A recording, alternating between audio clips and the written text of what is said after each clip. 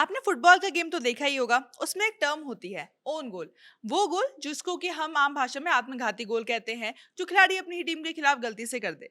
अब आप सोचेंगे कि जब हम बात इंडिया साउथ अफ्रीका टेस्ट के बारे में कर रहे हैं तो आखिर हम ओन गोल की बात क्यों कर रहे हैं। भारतीय टीम में कोई फुटबॉलर नहीं है, लेकिन हमारे भारतीय हेड कोच गौतम गंभीर जरूर एक बार फिर से ओन गोल कर बैठे हैं। और नतीजा वही जो भारत न्यूजीलैंड सीरीज के दौरान हुआ था। आपको बता दें, साउथ अफ्रीका ने पहला टेस्ट मैच जीत लिया है, अपने नाम कर लिया है। 2 मैचों की टेस्ट सीरीज में अब साउथ अफ्रीका 1-0 से आगे है। एक ऐतिहासिक जीत साउथ अफ्रीका के लिए, लेकिन एक बड़ी सीख टीम इंडिया के लिए। क्यों हम ऐसा कह रहे हैं बताएंगे मेरे साथी सुकांत। तो सुकांत, सबसे पहले तो हमारे दर्शकों को जरा ये रेफरेंस ही समझा दीजिए कि हम हेड कोच के ओन गोल की बात क्यों कर रहे हैं। देखिए, ये रेफरेंस जो है ना, जो आपने लिया है, ये बिल्कुल सटीक रेफरेंस है, क्योंकि जो आत्मघाती गोल उन्होंने किया है। देखिए, मुझे ये समझ नहीं आता है कि आपने न्यूजीलैंड से कुछ नहीं सीखा। न्यूजीलैंड सीरीज में आपने बड़े-बड़े दावे किए थे जब दिल्ली टेस्ट चल रहा था कि हम आज तक नहीं भूल पाए न्यूजीलैंड को। तो जब नहीं भूल पाए तो फिर से वो गलती क्यों दोहरा रहे हैं?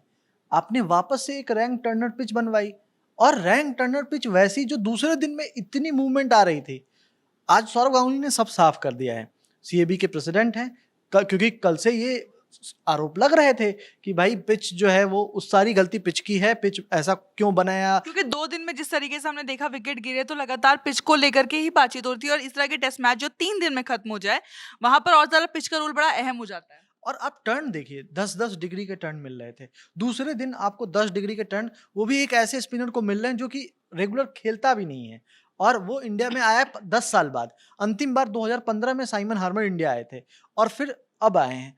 और आप सोचिए कि जो प्लेयर लंबे समय तक टीम का हिस्सा भी नहीं है, और मैं मानता हूं कि अभी पाकिस्तान के अगेंस्ट उन्होंने बहुत अच्छा परफॉर्मेंस किया है, लेकिन एक एवरेज जो बॉलर है वो इंडिया में आकर के इतना घातक बॉलर बन जाता है, ये श्रेय जो है ना, वो हमारे कोच को जाता है। क्योंकि हमारे कोच ने ये तय कर रखा है कि पहले हम जो है बहुत बड़ा स्टार सैंटनर को बनाएंगे, जो कि एक परमानेंट, खुद को ही नहीं बताते हैं कि हम जो है फुल क्रिकेटर हैं। टाइम हाँ, क्रिकेटर है। बिल्कुल। और वैसे ही साइमन हार्मर बहुत लंबे समय से, देखिए, वो डोमेस्टिक खेलते रहते हैं, लेकिन जो बात आपको डोमेस्टिक और यहाँ अलग है, इंडियन पिच है, यहाँ पे इंडियन कंडीशंस होनी चाहिए। और आपको दिल्ली टेस्ट में क्या करना पड़ा? थोड़ा ज़्यादा संघर्ष करना पड़ा। मैच चौथे दिन तक गया, थोड़ा-सा संघर्ष करना पड़ा, बस यही तो। लेकिन आप संघर्ष कराना नहीं चाहते हो। आप ऐसी पिच तैयार करते हो, रैंक टर्नर, जहाँ पे बॉल इतनी घूमे। तो सौरव गांगुली ने आज एक इंटरव्यू में कहा है कि जो आप सारे जो सवाल उठा रहे हैं, जो पिच क्यूरेटर को घेरने की कोशिश कर रहे हैं कि पिच ऐसी क्यों बनी है, तो इंडियन टीम मैनेजमेंट को घेरिए। क्योंकि इंडियन टीम मैनेजमेंट ने इस पिच पर मैच शुरू होने से 4 दिन पहले से पानी डलवाना बंद कर दिया था। और जब आप पानी 4 दिन तक नहीं डलवाएंगे, तो पिच बिल्कुल ऐसी ही वो अपने आप को रंग दिखाएगी। वो उसपे आपको इसी तरह की टर्न मिलेगी, इस तरह के बाउंस मिलेगी, ऐसे ही क्रैक्स हो जाएँगे, और दूसरे दिन, तीसरे दिन में ही मैच के नतीजे आ जाएँगे। और तीसरा दिन क्या, तीसरे दिन के दूसरे सेशन से पहले जो है वो नतीजा आ गया। तो ये कहीं न कहीं दिखाता है कि आप, एक हड़बड़ी है या फिर भरोसा है कि अपने स्पिनर्स पे कि हमारे स्पिनर्स सब कुछ कर लेंगे, तब तो आप 4-4 स्पिनर लेके खिला रहे हो। लेकिन यही दाँव आप पर फिर उल्टा पड़ गया है, क्योंकि जब ऐसी पिच बनती है तो वो कोई किसी को पता नहीं होता, और चौथी इनिंग में बैटिंग बहुत मुश्किल हो जाती है, क्योंकि आपको टारगेट बहुत बड़ा नहीं मिला था। 124 रन का टारगेट था। यही हम थोड़ा-सा मैच के बारे में और अपने दर्शकों को बता देते हैं कि 124 रन का टारगेट टीम इंडिया को मिला था। साउथ अफ्रीका की टीम ने आज बल्लेबाजी करना जब शुरू किया, 7 विकेट वो खो चुके थे। बचे हुए 3 विकेट पेसर्स ने लिए। 2 विकेट सिराज के नाम रहे और 1 विकेट बुमराह के नाम। इसके बाद जब भारतीय टीम बल्लेबाजी करने के लिए आई, तो ऐसा लग रहा था कि शायद इतना बड़ा लक्ष्य नहीं है। हो सकता है संघर्ष करना पड़े, लेकिन हासिल कर लेंगे। 93 पर ऑल आउट हो गई टीम इंडिया, और इसका एक बड़ा श्रेय टिम्बा बाउमो को जाता है, उनके गेंदबाजों को जाता है। लेकिन हम यहाँ पर पिच की बात कर रहे हैं, क्योंकि वो पिच जो तैयार की गई इस मैच के लिए, वो बहुत ज़्यादा आत्मघाती साबित हुई, जैसा सुकांत ने आपको बताया। सुकांत, मैच में और भी बहुत सारी चीज़ें थी, हमने पिच के बारे में बात की। आपको लगता है अब गंभीर से लगातार ये सवाल किया जाएगा और अगले टेस्ट मैच में भी पिच के ऊपर बहुत ज़्यादा नज़र रखी जाएगी? गांगुली ने जो बताया है, आप अगर गौर करेंगे तो गांगुली ने एक बयान 7 दिन पहले भी दिया था मैच से पहले। उन्होंने कहा था कि इंडियन टीम मैनेजमेंट ने इस बार रैंक टर्नर की डिमांड नहीं की है। तो पहले तो यही था मन कि रैंक टर्नर नहीं चाहिए। फिर आखिर ऐसी क्या बातचीत हुई, क्योंकि 10 नवंबर को गंभीर पिच का मुआयना करने गए थे, और उस दौरान उन्होंने बातचीत की थी जो पिच क्यूरेटर है, या फिर उससे पहले जो बातचीत उनकी हुई है पिच क्यूरेटर से। तो क्या गंभीर ये सोच करके चल रहे थे कि हमें रैंक टर्नर नहीं चाहिए, तो फिर ऐसे लास्ट मोमेंट पे डिसीजन क्यों लिया? कहीं न कहीं क्योंकि आप जब आप स्पिनर्स खिलाते हो ना, तो ये सवाल आता है कि क्या टीम मैनेजमेंट ये पहले से जानती थी कि पिच जो है आप उसमें ज़्यादा टर्न मिलने वाली है? ऐसे ईडन गार्डन्स पे टर्न मिलती है, लेकिन फिर भी आप 4-4 स्पिनर्स के साथ जा रहे हो और रेयरेस्ट ऑफ द रेयरेस्ट आपने देखा होगा रिया कि टेस्ट मैच में इंडिया 4 स्पिनर्स को खिला रहा है और उसमें भी एक बैटर को ड्रॉप करके एक ऑलराउंडर को इंक्लूड किया गया था। देखिए वो एक डिसीजन क्या था नहीं था वो तो हम बाद में उस पे बात करेंगे, लेकिन जो सबसे इम्पोर्टेंट थे कि पिच, आप जिस तरह की पिच चाहते हो, आप सोचो रिया कि दूसरे दिन पहले घंटे का सेशन खत्म होता है और ड्रिंक्स ब्रेक होती है, उसके बाद से जो टर्न मिलना शुरू हुआ है वहीं से सब की, क्योंकि कल हरभजन सिंह का आप देख लो बयान, उन्होंने भी सवाल उठाया कि ये क्या है, टेस्ट क्रिकेट के साथ आप क्या मजाक कर रहे हो, क्योंकि दूसरे दिन ऑलमोस्ट मैच खत्म होने वाला था, 16 विकेट दूसरे दिन गिरे थे। तो वो दिखाता है कि आप वैसी पिच तैयार कर रहे हो। आज भी क्या हुआ, पहले घंटे में विकेट नहीं मिले, लेकिन उसके बाद आपको पेसर्स ने विकेट लेकर के दिए। पर जो ये काम साउथ अफ्रीका के लिए जो मेजर विकेट्स टेकिंग जो थे वो तो स्पिनर्स ही थे। 4 विकेट हार्मर को मिले हैं, 2 केशव महाराज को मिले हैं, 1 विकेट मार्करम तक को मिल गए। आप सोचो ना, मतलब एक टाइम पास बॉलर भी वहां विकेट ले जाता है, और इसलिए क्योंकि आप ऐसी पिच बना रहे हो जहां पे रैंक टर्नर मतलब कुछ करना ही नहीं है, बॉलर को सिर्फ पिच पे बॉल डालनी है, बाकी तो सारा काम, क्योंकि 2 बॉल मूव की 10 डिग्री 11 डिग्री टर्न मिल जाए तो बैट्समैन के दिमाग में डाउट ऑलरेडी क्रिएट होगा, और कई बार वैसे कंडीशन में बॉल सीधी रहती है और उस पर आउट होते। आप देखो जडेजा का विकेट देख लो, आप कुलदीप का विकेट देख लो, उन सब विकेट्स में एक बात खासियत थी, और हार्मर ऐसा नहीं था कि बहुत खतरनाक दिख रहे थे या बहुत ज्यादा मतलब उनकी बॉल में टैलेंटेड थे या बहुत स्किल्ड बॉल्स थी कि अनप्लेएबल बॉल की हाँ, बल्लेबाज बिल्कुल। खेल ही ना पाए। बिल्कुल, तो नाराजगी इसलिए है क्योंकि एक एवरेज स्पिनर भी इतना खतरनाक दिखता है रैंक टर्नर पिचेस पे, तो आप ऐसी पिचेस क्यों बनवाते हो जहां पर एक मतलब सिर्फ और सिर्फ जो है बॉलर्स को इस तरह की मदद हो और स्पिनर्स को इस तरह की मदद हो।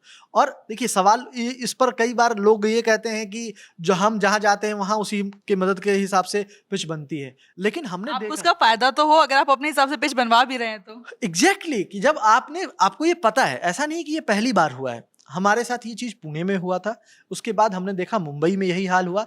एजाज पटेल जो मतलब लंबे समय तक न्यूजीलैंड की टीम में हिस्सा भी नहीं होते हैं, वो एजाज पटेल वापस जैसे ही मुंबई में आते हैं वो तो नहीं खतरनाक दिखते हैं। तो कहीं ना कहीं ये सवाल उठता है, और आप हार्मर का ही देख लो ना, 2015 में खेले थे इंडिया में और उसके बाद 2025 में आए, लंबे समय से बाहर थे, लेकिन बाबुआ उनको वापस टीम में लेकर के आए। ठीक है, उनकी जो जर्नी है वो अलग है, लेकिन क्या इंडियन पिचेस इस तरह की मिलेंगी जहां पे स्पिनर्स जो एवरेज स्पिनर्स भी हैं वो भी इतने खतरनाक दिखेंगे, तो फिर क्या मतलब है फिर ऐसे टेस्ट क्रिकेट का। और वो जब 2 दिन 2.5 दिन भी मैच, क्योंकि आज दूसरा सेशन जब खत्म होने से पहले ही यानी टी ब्रेक से पहले ही जो है ये मैच खत्म हो गया, तो तीसरे दिन भी आप 2 सेशन पूरा कंप्लीट मैच नहीं हो सका, तो ये दिखाता है कि कहीं ना कहीं पिच में बहुत ज्यादा अनइवन बाउंस थी और बहुत ज़्यादा मदद थी जो कि बैटर्स के लिए बहुत मुश्किल हो रही थी। ये तो बात हमने पिच की लेकिन सुकान जैसे क्रिकेट में कहते हैं ना कि पिच जैसे भी हो आपको मुश्किल पिच ये बताती है कि बल्लेबाज कितना ज़्यादा स्किल्ड है, कितना ज़्यादा अच्छी तरह से वो खेल सकता है, कितना बड़ा बैट्समैन है। और ये बात आज टेम्बोवा बाउमा ने दिखाई, जिस तरीके से उन्होंने 50 लगाई, इस पूरे मैच की इकलौती 50 साउथ अफ्रीकी कप्तान के बल्ले से आई।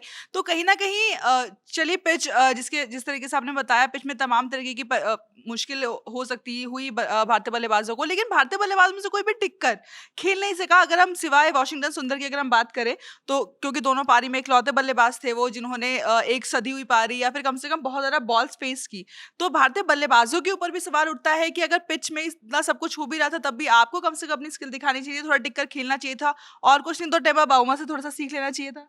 बिल्कुल, क्योंकि तेम्बा बाउमोला ने दिखाया है कि ऐसी पिचेस पे देखिए आप इसका अंदाजा इसी से लगा सकते हैं रिया, टोटल मैच में सिर्फ एक 50 आई है और वो टेम्बा बाउमोला के बैट से आई है, और तीसरी इनिंग में जाकर के 50 आई है। मतलब ऐसा रेयरेस्ट हुआ है, इंडिया में आज तक कभी नहीं हुआ कि पहली 2 इनिंग में एक भी 50 प्लस का स्कोर ना हुआ हो, और वो इस बार इस मैच में हुआ। इसलिए पिच पे लेकर के इतने सवाल उठ रहे हैं, लेकिन कहते हैं कि जो आप स्किल से सब कुछ को काबू कर सकते हो, और टिम्बा बावुआ ने आज पूरे दिन, क्योंकि जिस समय आज साउथ अफ्रीका बैटिंग करने आई थी उनकी लीड मात्र 63 रन्स की थी, तो उनके लिए बहुत बड़ा चैलेंज था कि आपको आकर के पहले घंटे में टिकना है, क्योंकि कल आप जितना भी बैटिंग करके गए हो, आज आपको शुरू से वापस से शुरू करना है। तो वो चीज़ उन्होंने दिखाई, वो जो पेशेंस उन्होंने दिखाया है, लगातार हर बॉल को किस तरह से वो खेल रहे थे। और सबसे खास बात क्या थी रिया, कि वो ऐसे ही आँख बंद करके स्वीप नहीं लगा रहे थे। जब बॉल उनके जो लाइन है, जो स्टंप लाइन है, उससे जब बाहर होती थी लेग साइड पे, तभी वो स्वीप शॉट खेलते थे, या फिर नहीं तो वो अपने डिफेंस पे। पूरा गेम उन्होंने अपने डिफेंस पे खेला है, और जब एक आध लूज बॉल मिली है तो उस पे अपने स्कोर्स बनाए हैं। और ये बहुत सही टेम्पलेट था ऐसे मैच में जहाँ पे चेज करना। लेकिन जो इंडियन टीम के साथ जो बहुत बड़ी प्रॉब्लम जो नजर आई, बैट्समैन बहुत कंफ्यूज्ड दिखे। जब आप 124 रन के टारगेट को चेज करने उतरे, तो एक चीज जो मुझे दिखी, एक थी हड़बड़ी। आप चाहे आप यशस्वी का विकेट ले लो, वो बहुत हड़बड़ाहट में थे। उसके बाद आप चाहे जुरेल की विकेट ले लो, बहुत अच्छा खेल रहे थे, कंट्रोल में थे, बहुत अच्छे स्पिन को खेलते हैं, बहुत अच्छा पेस को खेलते हैं। लेकिन हार्मर की एक बहुत ही खराब बॉल पर, और एक ही प्लेयर जो बाहर था, जो डीप स्क्वायर लेग पे था, उसको कैच दे बैठे। तो ये कहीं ना कहीं दिखाता है कि आप बस हड़बड़ाहट में थे कि किसी तरह से रन बना देना है। अक्षर पटेल ने लास्ट में आकर के हाथ खोले, क्योंकि उस समय कोई ऑप्शन बचा नहीं था। और वो भी शायद अगर एक आध ओवर वेट करते, हर ओवर में चांस लेते, तो शायद वो ज़्यादा बेटर ऑप्शन होता। लेकिन एक ही ओवर में वो सारे रन बनाना चाह रहे थे, वो कहीं ना कहीं वो भी हड़बड़ाहट का ही नतीजा था। तो वो दिख रहा था कि हर प्लेयर जो है हड़बड़ाहट में है। इवन आप सोचो, जो जडेजा जिस बॉल पे आउट हुए, वो बॉल मतलब फुल टॉस टाइप की बॉल थी, और वो उनको सीधे जाकर के वो जज नहीं कर पाए बॉल की लेंथ को। मतलब ऐसा नहीं था कि टर्न, मैं यही बात बताना चाह रहा हूँ कि ऐसी पिच पे कई बार टर्न जरूरी नहीं है कि बहुत ज्यादा हो तो भी आपको कुछ ये हो, क्योंकि बैट्समैन ऑलरेडी साइकोलॉजिकली इतना प्रेशर में है, उसको उसके दिमाग में ये है कि एक आध बॉल कोई ऐसी घूमेगी जिसपे मेरा विकेट चला जाएगा, और मुझे नहीं पता वो कौन सी बॉल है। तो जो भी बॉल है, जिस बॉल पे मैं खेल रहा हूँ, उस पर मैं रन बना दूं या कुछ स्कोर कर लूं। तो वो चीज जो है ना, क्योंकि पार्टनरशिप ऐसे में आपको एक दो तो लगानी ही थी 124 रन के, वो चीज़ नहीं दिखी इंडियन टीम में।